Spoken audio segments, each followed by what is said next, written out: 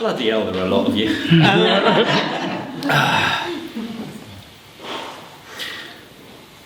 The Queen walked into the throne room.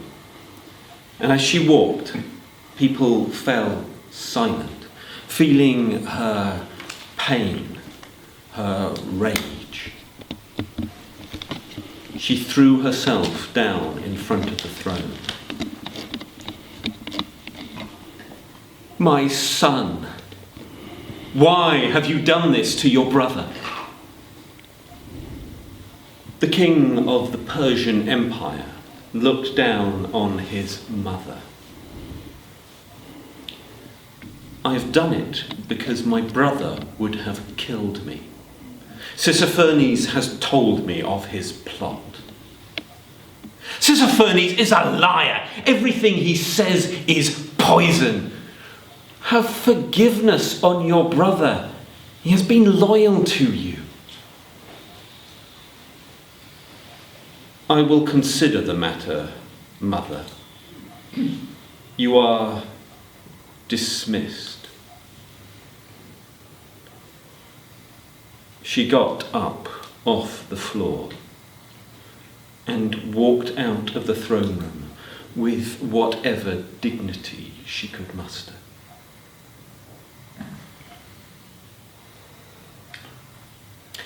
The king did indeed consider what to do with his brother Cyrus. He considered it for 6 long months.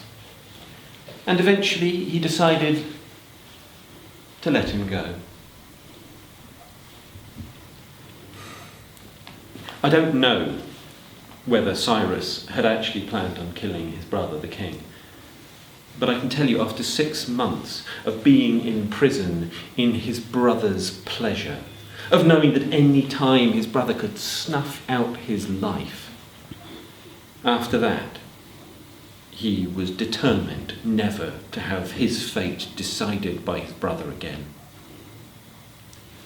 He returned to the governorship which he had been ruling over, a distant corner of the Persian Empire, a nowhere place on the Mediterranean near the warlike Greeks. And there he began to put pieces into place.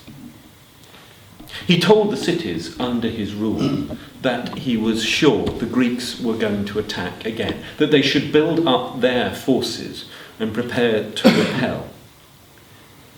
He also paid the Greeks, particularly Greek mercenaries, in exchange that they would come at his beck and call when he said the time was right. And most importantly of all, he sent a message to his mother.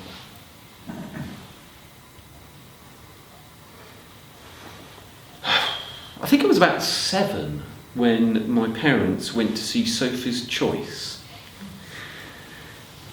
Has anybody here read or seen Sophie's Choice, the film? Yeah, seeing a few nodding heads here. My parents were the sort of nice liberal types who always tried it, they're there, as you may who always tried to explain to us in ways we would understand things which were often quite difficult. But even so, it was hard to get out of my mum exactly what this film had been about. But eventually I found out. A mother forced to choose which of her children would live and which of them would die. It was a horrible, fascinating, evil thought. Now, obviously, Mother emphasised to us really hard that she loved both of us equally. There was no way she would ever choose between us. Though between you and me, it was clearly going to be me.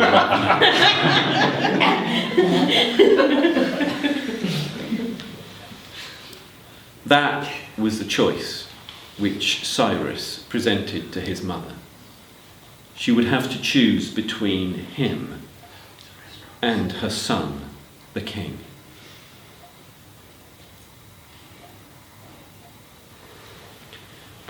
Not many people got one over on Socrates. And yeah, I mean that Socrates, the father of Western philosophy. But Xenophon got one over on him.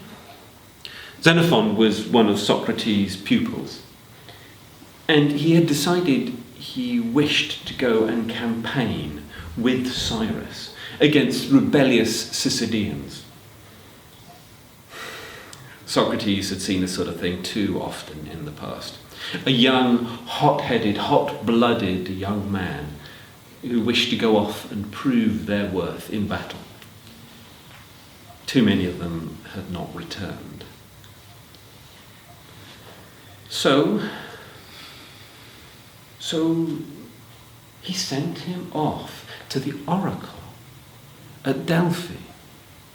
After all, he could ignore the words of an old man, but he couldn't ignore the words of the gods themselves. And Xenophon did as he was told. He went to the oracle at Delphi and he came back with an answer. But not to the question, should I go and campaign with Cyrus? But to the question, which gods should I sacrifice to ensure that when I go and campaign with Cyrus, it's all going to be hugely successful? So Socrates knew he'd been beaten. The two of them embraced.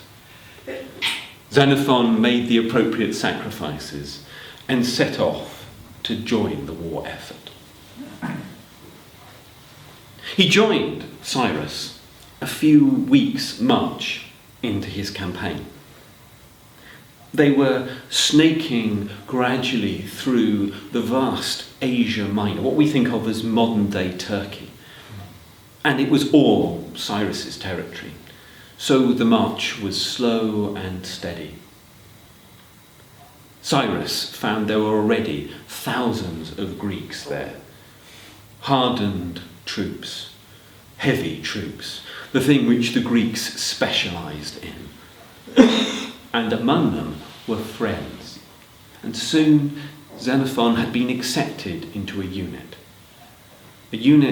who he would live alongside, eat alongside, march alongside for the next few months as they gradually wended their way through Asia Minor, over rivers, over mountains, over deserts, until eventually they arrived with their numbers vastly swollen. Now, over 10,000 Greeks and at least 10 times that number of other troops from over the empire, at the furthest corner of the Mediterranean, the point where now modern-day Syria and Turkey meet.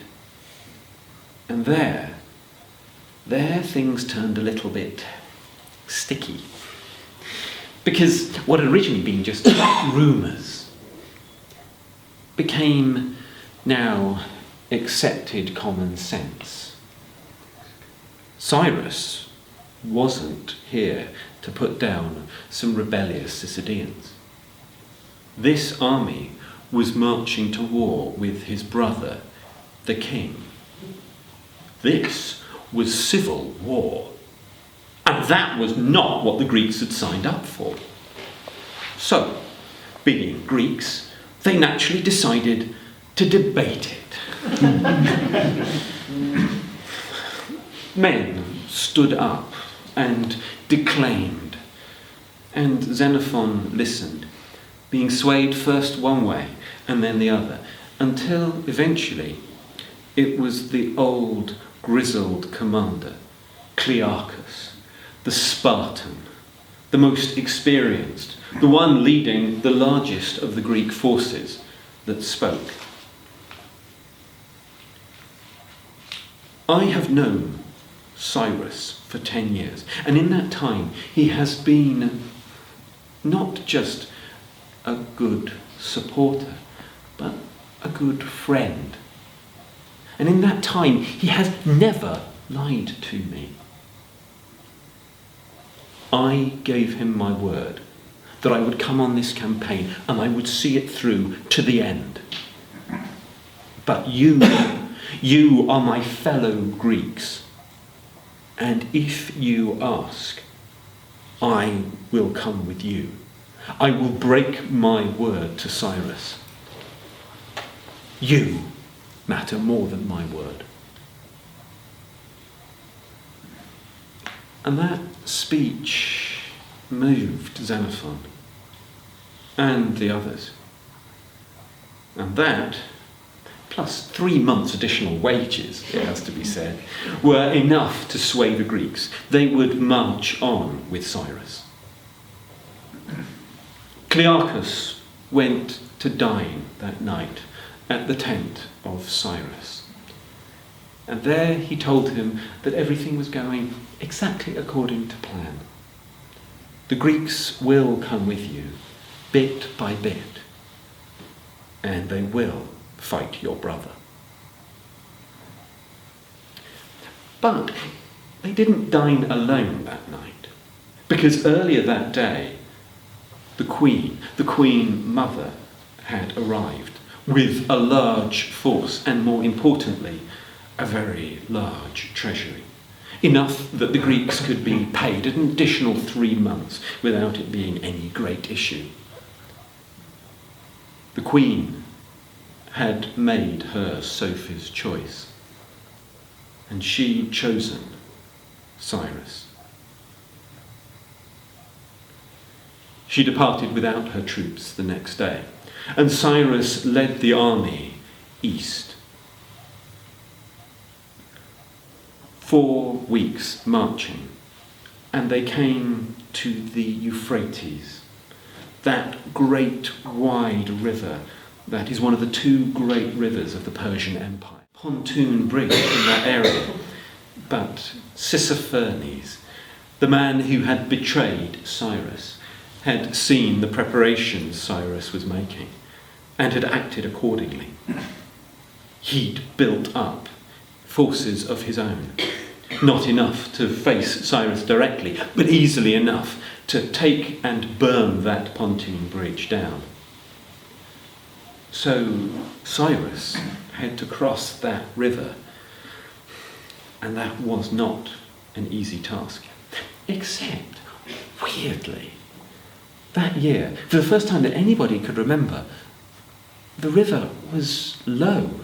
So low, in fact, that it was possible for the men to wade across it without getting wet above their chests. Clearly, the gods favoured Cyrus. They continued their march east, days turning into weeks, weeks turning into months. Now it was a hard march. They were no longer in friendly territory. Cities held their walls out against them. They took what they needed to from the villages which they passed through, food, anything to keep the supplies up. And they marched onwards, always with rumours of the king in their ears. But the king never appeared. Eventually, they crossed great earthworks, recently thrown up to repel them, but now deserted. Further and further and further into the Persian Empire they marched, until they were only 3 days away from Babylon itself. And then, at midday, a horseman ran up to the lines of Cyrus's army, crying out, "The king is coming! The king is coming!" Cyrus quickly assembled his army. A great long line, tens of thousands of troops, and to the far right were the Greeks, their flank protected by the Euphrates, the rest of them protected by the vast army of Cyrus, an army which was in every possible form, from heavy infantry like the Greeks to light skirmishers, people with arrows, people with slings. There were horsemen. There were horsemen who specialised in the bow, who specialised as cavalry, and there, of course, were the chariots. It was an extraordinary sight. But then facing them was a great cloud of smoke thrown up by the king's army, at least twice their size. The Greeks were ready for war. They had their helmets, their chest plates, their greaves. They had their shields and their spears, and if that failed, swords too. They were some of the finest heavy infantry of the world, in the world, and they were on Cyrus's side. The trumpet blared, and the forces marched towards each other, the Greeks in perfect unison.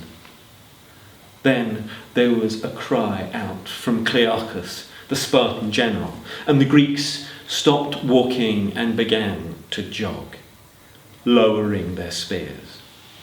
Then another cry, and they charged. I can't tell you how terrifying it is to face a full force of Greek hoplites running towards you. But it was terrifying to those facing them. They turned and ran. So the Greeks pursued and pursued until they passed by the rest of the king's forces. Then they stopped and began to wheel round. But the forces they'd been pursuing then reformed. So the Greeks had no choice but to turn round again and continue pursuing them. There was no way they could be attacked in the rear and attack in the front at the same time. So instead, they went further and further and further out of position.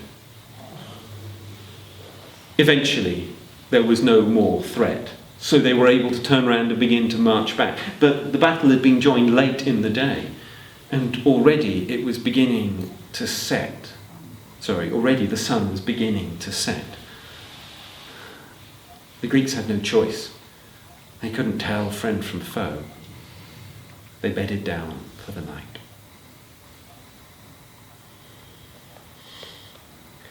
Early the next morning, a messenger came with the worst possible news. Cyrus was dead. He'd led a large cavalry force through the hole punched in the lines by the Greeks, and then wheeled round and slammed into the back of the king's army. But while he was fighting, he'd seen the king's colours. He'd grabbed the men around him and led a desperate charge towards the king. His own spear had pierced the breastplate of the king and wounded him in the shoulder. But in return, another spear found a gap in Cyrus's helmet, through his eye and into his brain. Cyrus was dead, and with it, the only person who could protect the Greeks. There were still remnants of Cyrus's army, so Clearchus quickly led the Greek army back to meet up with them. There he began to reason with them, to try to persuade them of some way out of this situation. Perhaps they could fight the king. He could make one of their generals one of Cyrus's generals into a new king. But inside of the impossibility of beating the king's army, none of them were royal. None of them would be accepted on the throne. By this stage, though, the king had sent envoys in the form of who else but the smiling Tissaphernes. He was all smiles, but his words were hard. Lay down your weapons, and the king will show mercy. The generals didn't take long discussing that one. They would not lay down their weapons. They could be slaughtered without them, and there were plenty of incidents when that had occurred. So, Instead, they sent Tissaphernes off with a non-committal answer and waited for the king's response. But the king didn't attack. Instead, he sent Tissaphernes again the next day to continue to parley. I guess it makes sense. The king had won. He'd killed his brother. Now there was no longer a danger to his throne. If he fought against these rebels, he could lose troops, he could lose authority. No, better to find other ways to solve the problem. The Greeks appealed to Tissaphernes. We did not know we were fighting the king. He led us on false pretenses. He led us all the way here, and then we had no choice but to fight. Not just that. Bear in mind who we are. We can be loyal to you as we were loyal to your brother. We can kill anyone you send us against. Tissaphernes seemed interested, but non-committal. He also negotiated with the other generals, and the negotiations continued, day after day. But negotiations seemed to be going well. The Greeks, particularly Clearchus, was managing to develop a good, warm relationship with this Tissaphernes. The same could not be said with the relationship between the Greeks and the other armies of Cyrus. Xenophon watched as the two camps physically separated themselves.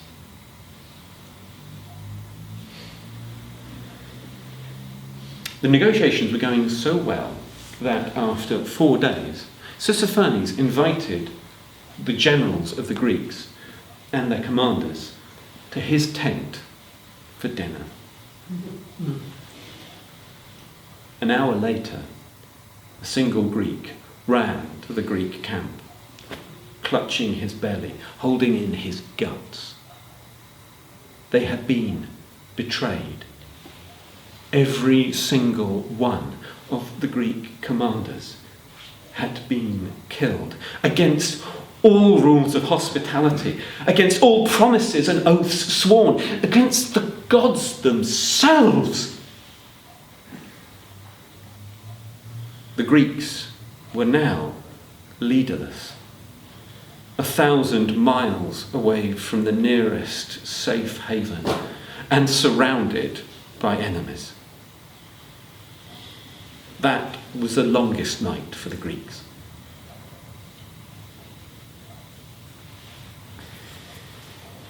Tissaphernes was very happy with how things were going. He woke up the next morning and led his forces towards the Greek camp.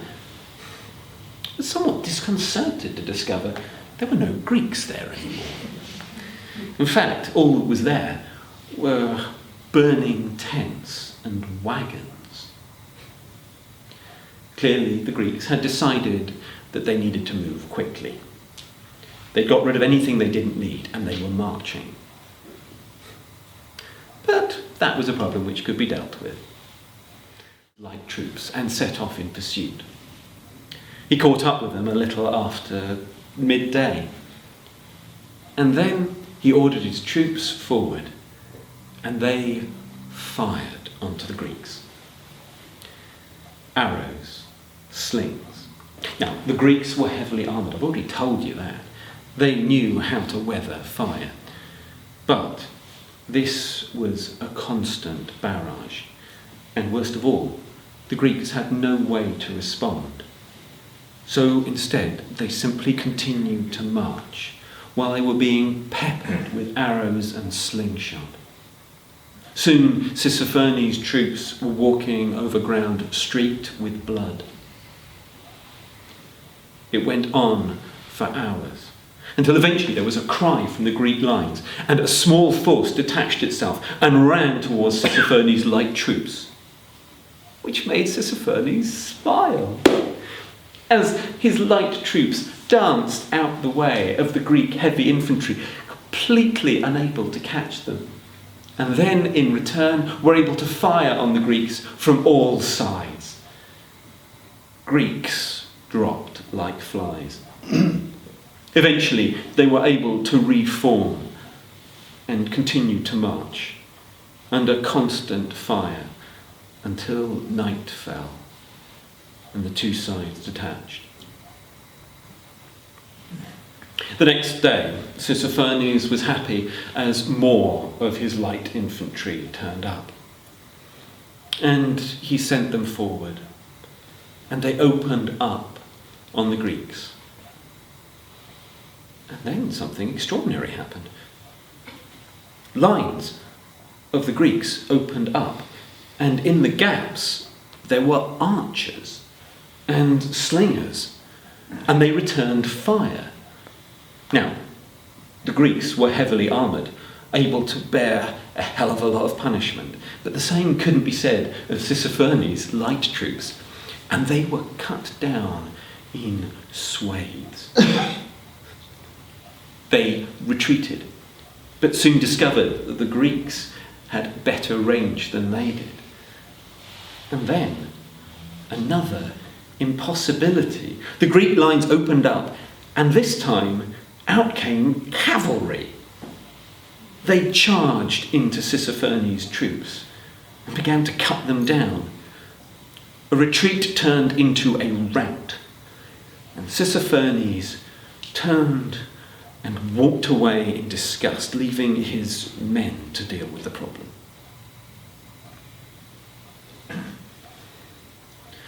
That night, for the first time in what seemed like a long time, the Greeks ate and laughed and drank. They were tasting the spoils of war from what they captured that day, but more important than that, they were tasting something else: hope. Meanwhile, Xenophon was marching towards the tent where the generals met. It had been a bit of a roller coaster of the last few days. He had been elected as one of the new generals, an extraordinary honour, by the men themselves.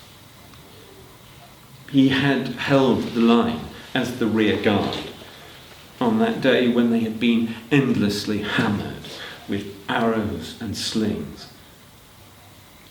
But he had also been the person who had decided to lead a charge and got so many killed, including some who he had marched all the way from Asia Minor with. But he had also been the person who had suggested seeking among the Greeks for those who knew how to fire an arrow, how to use a sling. And the Greeks, it turned out, weren't just skilled as heavy infantry. Some of them came from areas of Greece which were notorious for the skill of their immissile infantry.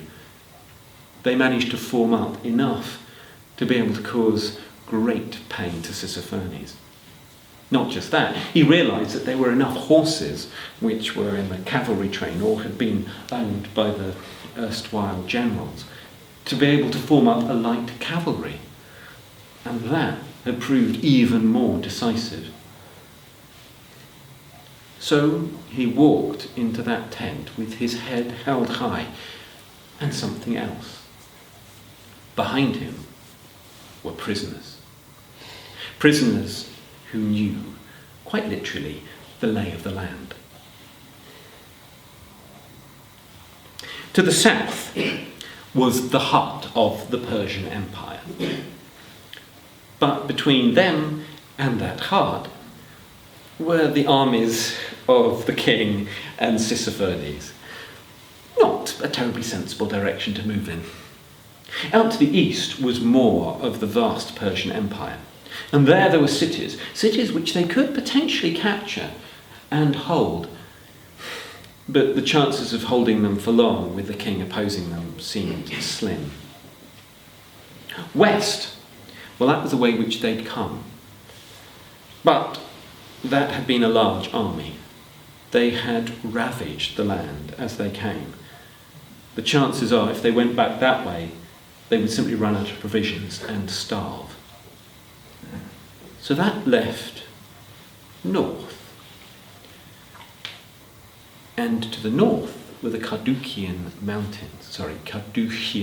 Effie, tell me again? Carduchian. It's one of those ones where, unfortunately, we probably don't have a letter. But so, you'll excuse me for that one. The Greeks had the Carduchian mountains, a mountain range which was notorious. Why? Because even though it was surrounded by the Persian Empire, it had never been brought to heel. It was rumoured that a previous king had sent an army of over 250,000 in to subdue them, and none of them had returned. Well, perhaps our enemies' enemies are our friends. The Greeks marched on. Sisyphenes brought up more of his troops. And now he began to launch small, light attacks. But the Greeks held them off until that night, when, after setting up camp, they extinguished their own watchfires. They put on their armour, and they began to sing their battle hymns. Then they went to bed. The next morning they woke to see their ruse had worked perfectly. Sisyphenes, knowing that his vast numerical superiority wouldn't be much use in night fighting, had instead retreated his force way back from the Greek lines. What's more, he kept his troops up all night, waiting for the Greek attack, which must surely come any bloody minute. The Greeks had had a good night's sleep. The same could not be said for Sisyphenes.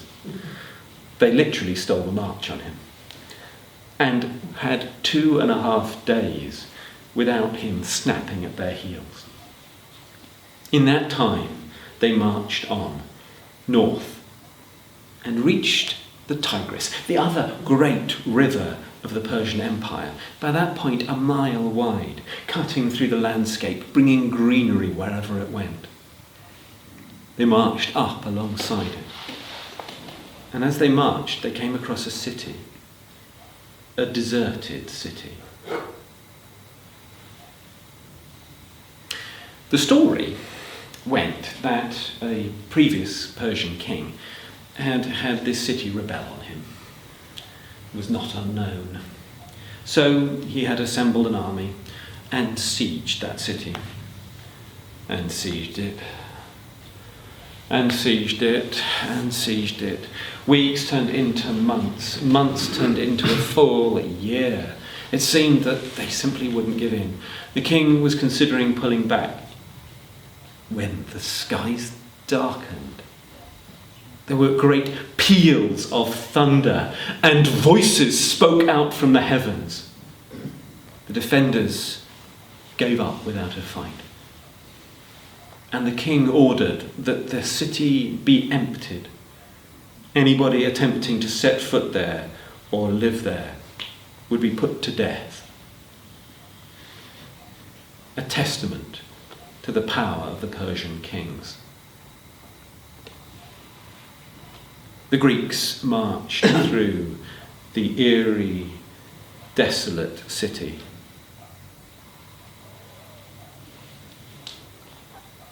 The Greeks marched on and on. Eventually Sisyphenes caught up with them. But he didn't attack. Instead, he seemed content to simply watch them march at a distance, keeping them under permanent pressure. They marched like that for weeks, until the hills began to grow into mountains. Xenophon looked back and saw Sisyphenes holding up his troops as they marched up into the Carduchian mountains. The first village they came across was deserted. Not too surprising. They probably knew they were coming. But they were careful. They only took supplies, enough to keep them fed. Everything was left intact. They were still hoping that they could negotiate with the Carduchians. They marched on the next day. There were more deserted villages. And nobody. Well, they caught the odd sight of somebody running. And they called out after them, "We only want to pass. We are not here for war." But that didn't seem to elicit any response. It was on the third form of boulders, rolling down from the mountains and scattering the Greek troops like chaff, and following those boulders, arrows from high peaks above them. Xenophon looked on in horror as men fell.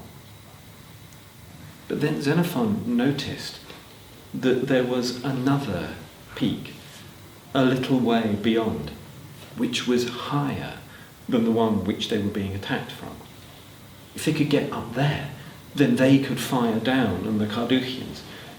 They would gain the advantage. So he grabbed a small force of troops around him and made a desperate dash for that mountain. But the Carduchians saw what he was doing, and they too set off. And it became a desperate race. Hour after hour, they climbed and scrambled and made their way up that hill. Xenophon got off his horse, picked up men's shields and baggage and ran with them, encouraging them on.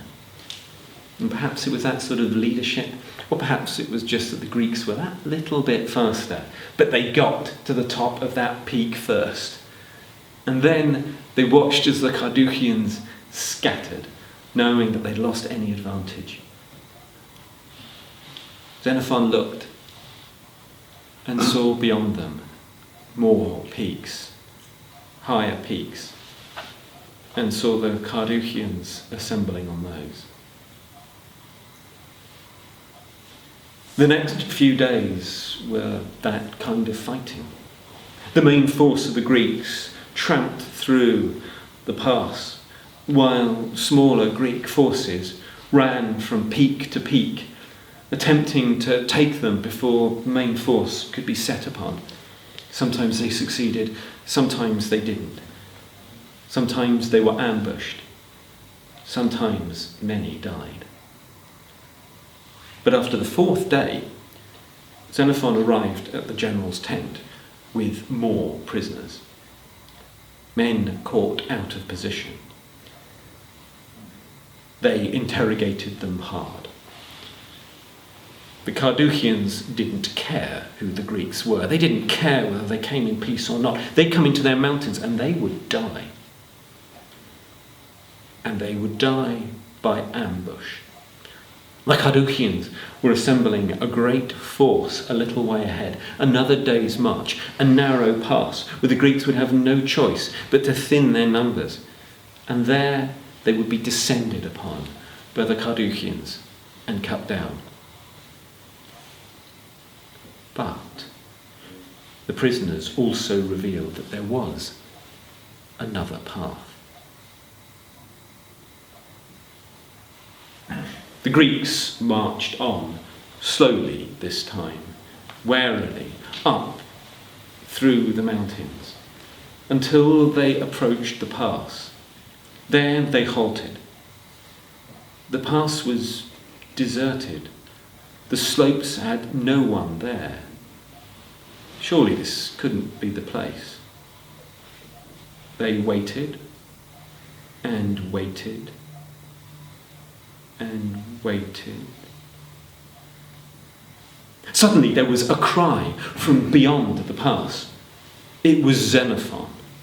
He'd led a large force that night around over those secret paths, and he'd come from behind. And now suddenly the slopes which had seemed empty were teeming with Carduchians, people who had hidden themselves in cunning, clever ways. And those Carduchians instead of attacking, were fleeing. The Greeks were in no mood to pursue. Xenophon and the rest met and continued to march up and into the mountains. It was another 5 days through those mountains, and the casualties were heavy. In fact, more men died in those mountains than had died in the entire march up until that point.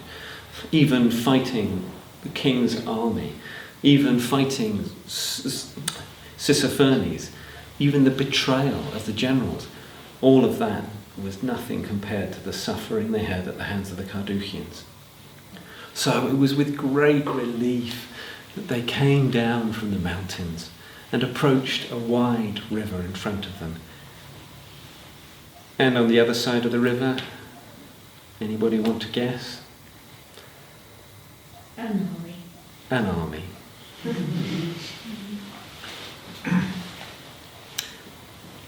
The Greeks camped by their side of the river. A few men went exploring. It was a centralis, a wide, swift river, and worse than that, deep. If they tried to wade across it, they would have difficulty keeping their shields up above their heads. Worse, when they came up out of it, they'd be facing an enemy waiting for them. Behind them, though, the hills were beginning to catch light. Fires from the Carduchians, waiting to descend on them as they attempted to cross the river. They would be caught on both sides and crushed.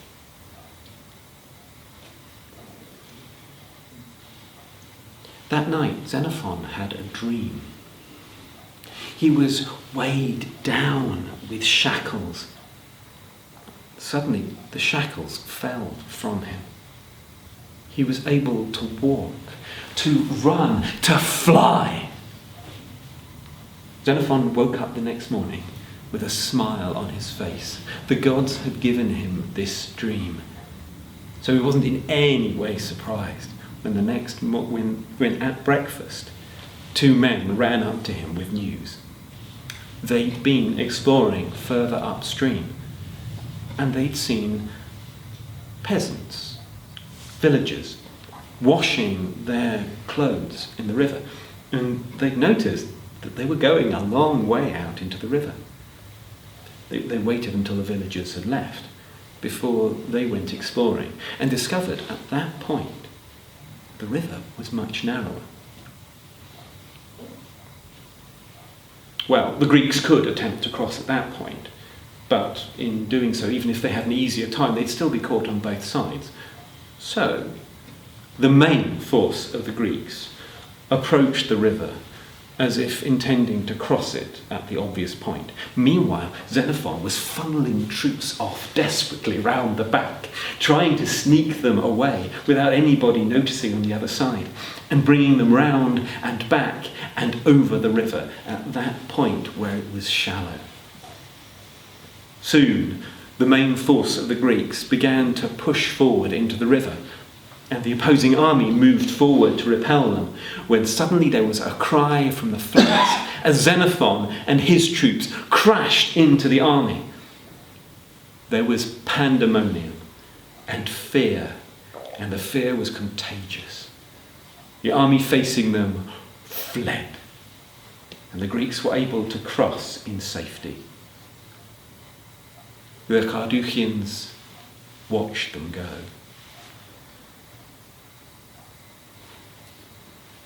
The Greeks marched on, across a great wide plain, fertile, full of villages, able to give them the supplies they needed to keep fed, to keep marching.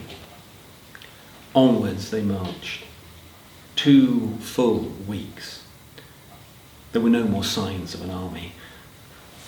They appeared to have given up. When the hills began to grow larger as they approached the Armenian mountains. And then the weather began to turn.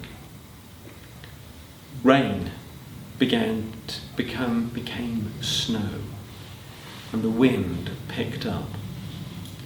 Soon the Greeks were crunching through snow as they climbed up into those mountains. And this was not what the Greeks were prepared for. They burnt most of their provisions, their supplies, the things which would allow them to live or march through a mountain way back to allow them to travel fast. Soon, jaws were chattering. Limbs were becoming numb. Fingers and toes were beginning to show signs of frostbite. At night, they lit great fires and huddled around them for warmth. As the night wore on, the fires would evaporate the snow below them, creating great amphitheatres which the Greeks would huddle in. One night, the snow had been so deep that it was a full 6 feet down before that fire came to rest on solid earth. They marched on, and the weather became steadily worse. Now the men were beginning to have snow blindness, unable to see what was in front of them. The wind was whipping into their faces, tearing at them, and the snow was freezing their bones. Xenophon and the other generals converged, and the decision was unanimous. They couldn't keep going like this. The army was split into smaller sections, and they went off back towards the villages which they passed through, the villages which they'd seen. And there they holed up and waited for the storm to pass.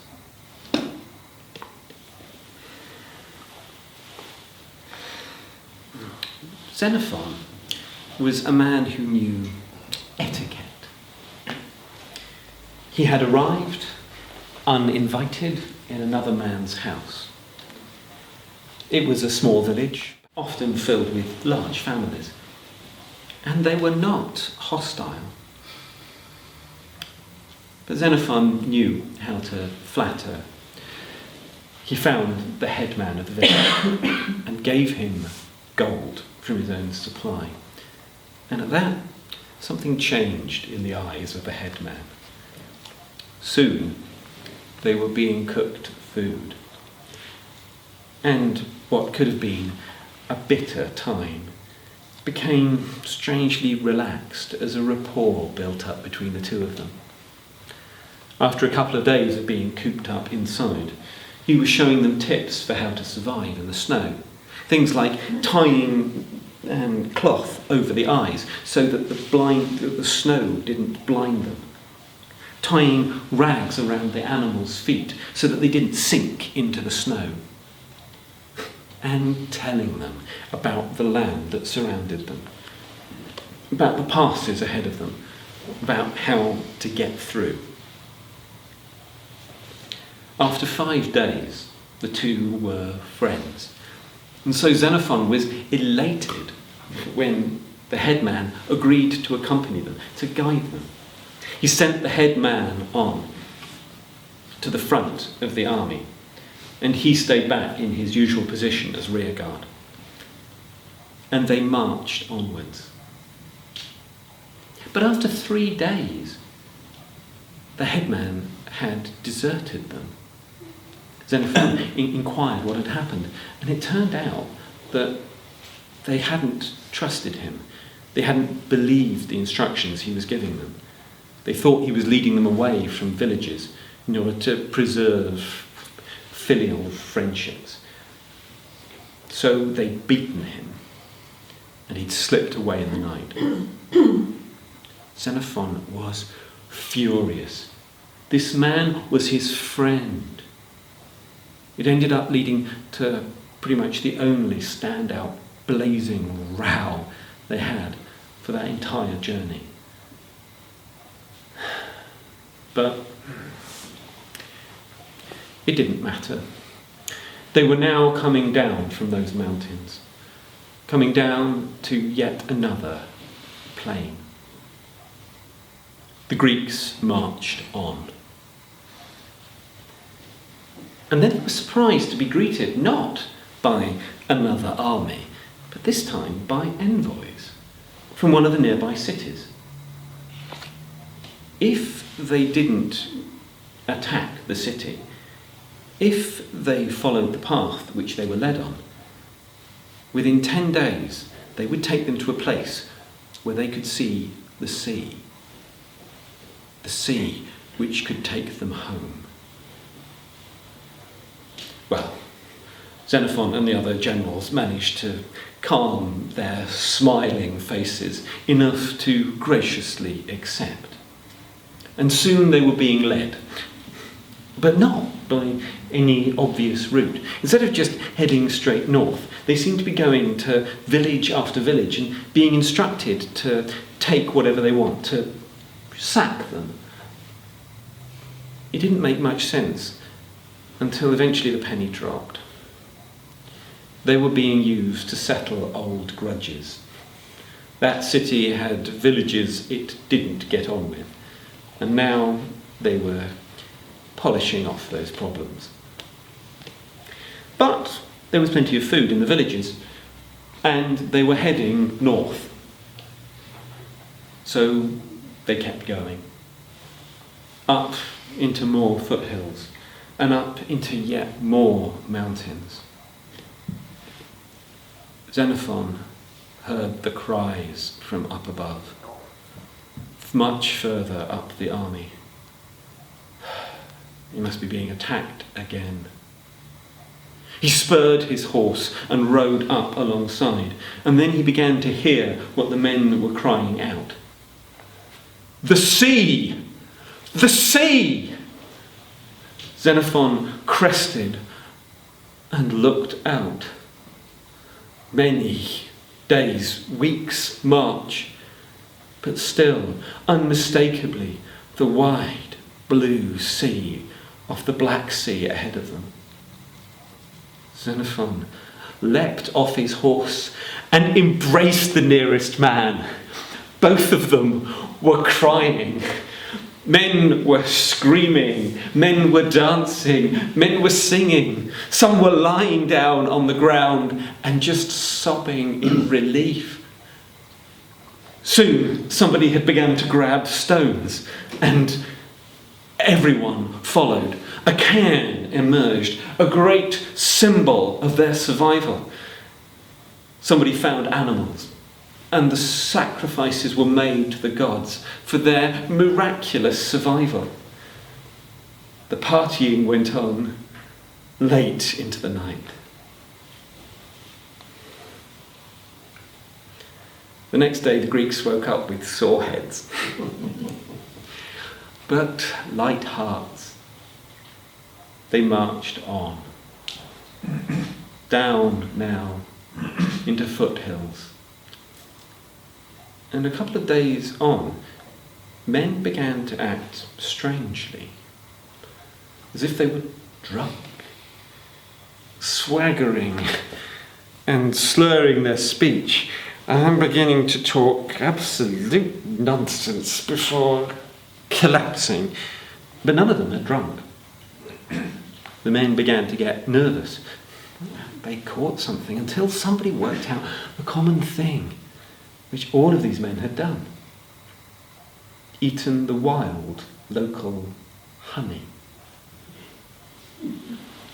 The men seemed to get better the next day and they marched on. And the funny thing is that, yes, the honey in that region is actually poisonous. Why? Because there are flowers in that area which are poisonous, and the bees bring back that poison and put it into their honey. As a result, it can be really quite nasty. Though apparently, if you leave it long enough, it decays and the honey becomes perfectly safe to eat. Apparently it even has quite a nice taste. So, the Greeks marched on, down through the hills, and to yet another river. And what was on the other side of that river? Another army. The Greeks set up camp. When somebody ran up to Xenophon, I think they're my people. This man had been taken in slaving raids years earlier. He'd no idea where he came from. He'd become a naturalised Greek. And now he was hearing the voices on the other side of the river and was making things out. With Xenophon's permission, he shouted back. And soon the shouts were filled with laughter. Before long, the men on the other side were cutting down trees in order to build makeshift pontoon. The Greeks did the same from their side. And soon the Greeks crossed and greeted them. They were happy to see the Greeks, happy to give them provisions in exchange for gold and an assurance that they wouldn't attack. The two forces marched alongside each other for 3 long days through those hills. And some friendships were formed in that time. At the end, though, they parted ways. And the naturalised Greek, he stayed with them. He stayed with people who'd become his brothers. The Greeks marched on, one final day, down to the shores of the Black Sea. There, Xenophon took off his sandals and walked into the sea. It was cold and salty, and the salt stung his blistered and bruised feet. But it was cool. He breathed in and smelt the brine. He heard the sound of the gulls and the sound of the ocean. And for a second he felt like he was home.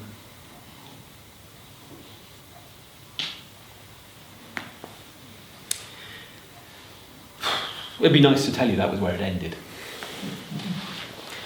But it was another 1.5 years before the Greeks got home.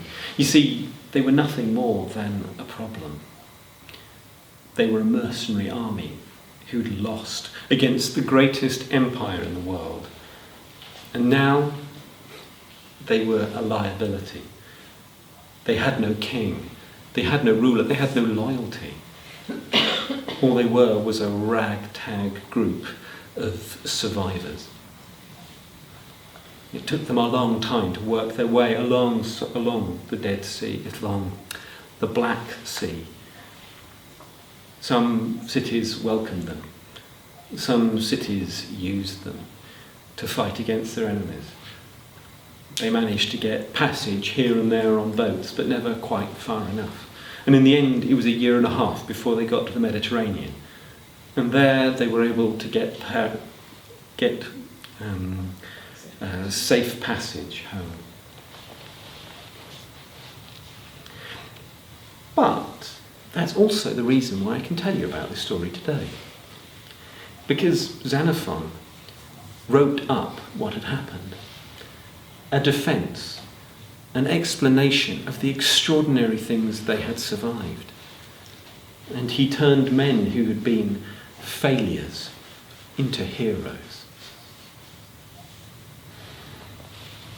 Impossible that he and Socrates met, but unfortunately there's no record of such a meeting.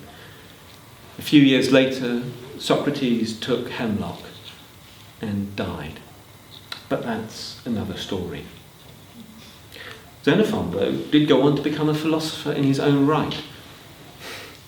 Effie, who had to translate ancient Greek works into modern Greek when she was studying, tells me that one of the things people always used to feel a jump of joy in their heart for when they were seeing the translation, which they had to do in the exam, was the word Xenophon. Why? Because the story I've been telling you, it's great. The Greek is easy, it flows, it's nice and straightforward. His philosophical works, though, are almost completely impenetrable. In fact, it's safe to say that Xenophon became an accomplished philosopher. 100 years later, Alexander the Great stood holding in his hand a copy of the work which I've been telling you today of Xenophon, and gazed out over the burning capital of the Persian Empire. He had read the story of Xenophon, and it had given him the seeds of an idea that maybe if he could unite the Greeks, they could avenge themselves against the Persian Empire which had attacked them so often, and that they could defeat the greatest empire in the world. And now he gazed out across the burning city and knew that he had succeeded. And it was time for him to build his own empire.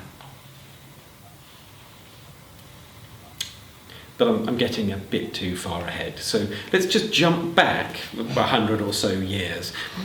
Back to that fateful year when the Greeks finally reached the sea.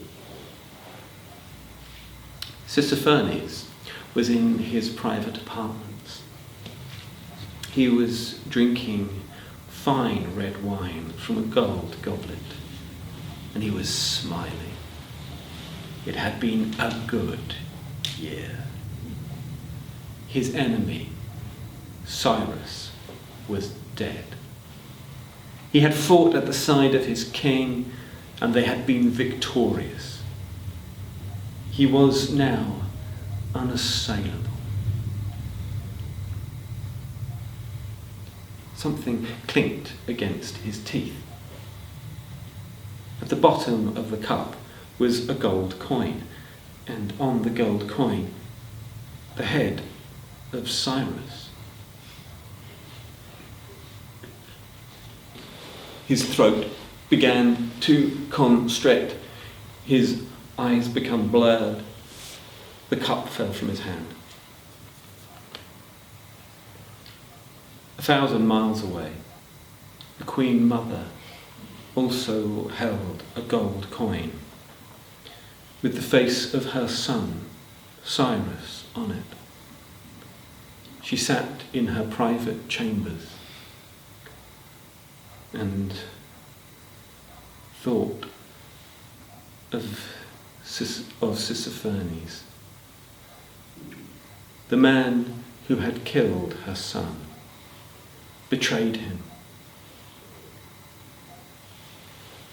She held the coin tight in her hand, and for the first time in years, she allowed herself to cry.